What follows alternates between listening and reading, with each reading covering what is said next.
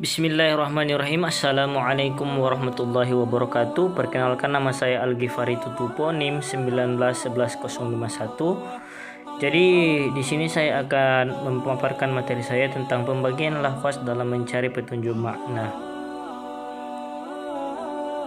Kaidah usul bahasa dalam menetapkan makna. Manhaj Al-Quran di dalam menerangkan makna-makna petunjuk adalah manhajnya umat yang kepada mereka wahyu diturunkan. Al-Quran tidak memakai mufradat, struktur dan ilustrasi yang tidak diketahui oleh masyarakat Arab.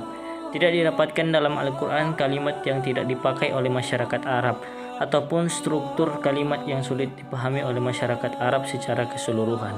Karena itu, seorang yang hendak memahami nas dan menggali hukum yang terkandung di dalamnya harus menguasai bahasa Arab.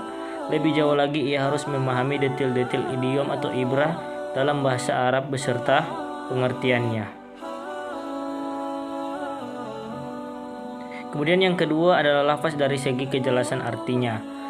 Yang pertama adalah zahir. Zahir secara bahasa adalah lafaz yang bisa dipahami maknanya secara langsung tanpa ada kesamaran. Atau zahir adalah lafaz yang jelas maknanya tanpa memerlukan korina untuk menafsirkannya atau menjelaskan maksudnya. Maknanya jelas dengan hanya mendengarkan bunyi lafaznya. Sedangkan secara istilah, zahir adalah lafaz yang menunjukkan makna yang dimaksud dengan sigot sendiri tanpa ada tambahan dari luar. Akan tetapi makna itu bukanlah makna yang dimaksud dalam konteks kalimat dan mengandung kemungkinan adanya takwil. Kemudian yang contoh zahir adalah firman Allah Subhanahu wa taala yang berbunyi wa halallahul bai'a wa haramur riba, yang artinya padahal Allah telah menghalalkan jual beli dan mengharamkan riba. Nah, ayat ini secara zahir menunjukkan pembolehan jual beli dan pengharaman riba karena bisa dipahami tanpa perlu korina, akan tetapi konteks ayat menunjukkan perbedaan antara jual beli dan riba sebagai bantahan atas anggapan orang-orang munafik yang menyamakan antara jual beli dan riba. Maksud dari ayat ini bisa dipahami pada latar belakang diturunkannya atau asbabun nuzul. Kehalalan jual beli dan keharaman riba sudah diketahui sebelum diturunkannya ayat. Kehalalan jual beli adalah makna yang pokok, adapun keharaman riba dikatakan oleh Ibnu Hajar dalam Fathul Bar tentang ayat ini. Kemudian yang kedua adalah nas. Definisi nas menurut Al-Sarkasi adalah lafaz yang mempunyai derajat kejelasan di atas zahir dengan korina yang menyertai lafaz dari mutakallim. Ditunjukkan dengan sigot sendiri atas makna yang dimaksud dalam konteks, mengandung kemungkinan takwil, menerima nas dan tahsis. Nah, dari definisi ini menjadi jelaslah bagi kita bahwa nas mempunyai dalalah yang jelas sebagaimana zahir. Pemahaman maknanya tidak bergantung pada petunjuk dari luar sigotnya. Demikian juga makna nas tidak memerlukan penelitian, akan tetapi bisa langsung dipahami dengan sigotnya. Nas lebih jelas daripada zahir. Sebab menjadi lebih jelasnya nas dari zahir adalah disebabkan korina yang terdapat dalam kalam, seperti firman Allah Subhanahu wa taala, "Dzalika bi annahum qalu innamal yab'u mithlur riba", yang artinya sesungguhnya jual beli itu sama dengan riba. Nah, kemudian korina ini menunjukkan bahwasanya yang dimaksud dengan konteks ayat wa ahlul bai'i wa haramur riba adalah menafikan persamaan antara jual beli dan riba dan menegaskan perbedaan di antara keduanya sebagai bantahan terhadap orang kafir yang mempersamakan kedua jenis transaksi tersebut. Ayat ini yaitu wa ahlul bai'i wa haramur riba secara zahir penghalalan jual beli dan pengharaman riba, dan nas terhadap perbedaan di antara keduanya. Kemudian yang ketiga adalah mufassar. Al-Sarkisi memberi definisi nama bagi sesuatu yang terbuka yang dikenal dengan secara terbuka dalam bentuk yang tidak ada kemungkinan mengandung makna lain. Abdul Wahhab memberikan definisi suatu lafaz yang dengan sigotnya sendiri memberi petunjuk kepada makna yang terinci begitu terincinya sehingga tidak dapat dipahami adanya makna lain dari lafaz tersebut. Al-Uda memberikan definisi suatu lafaz yang dapat diketahui maknanya dari lafaznya sendiri tanpa memerlukan korina yang menafsirkannya.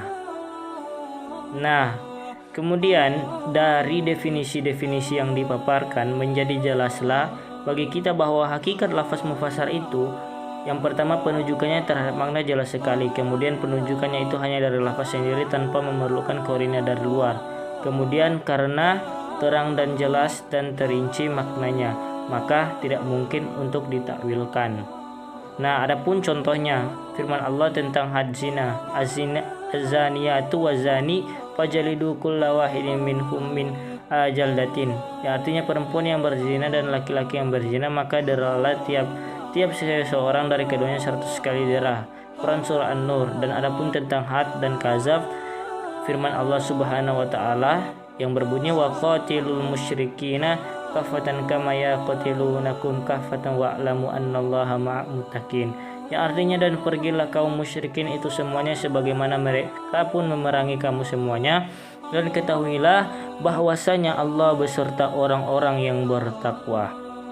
Nah, kalimat kafa menafikan kemungkinan adanya tahsis. Dengan demikian mufassar adalah lafaz atau kalam yang disertai dengan bayan takriri atau bayan tafsiri, sehingga menjadi lebih jelas daripada nas dan maksudnya bisa dipahami dengan sigot bukan dengan makna dari mutakallim. Bayan takriri adalah keterangan yang memutus kemungkinan adanya tahsis apabila lafaznya am, dan kemungkinan adanya makna metafor dan takwil apabila lafaznya khos, sehingga lafaz menjadi kuat, pasti dan tegas seperti ayat wa qatilul musyrikina kafatan. Nah, bayan tafsiri adalah keterangan yang menghapus adanya kesamaran yang menyelimuti kalam sehingga menjadikannya jelas, seperti firman Allah fasabbihil mulkalahum ajmain.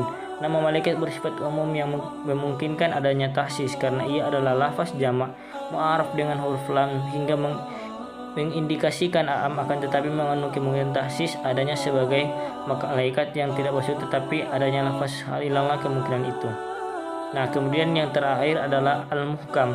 Muhkam adalah lafaz yang menunjukkan makna yang dimaksud, yang memang didatangkan untuk makna itu. Lafaz ini jelas pengertiannya, tidak menerima lagi adanya takwil dan tahsis.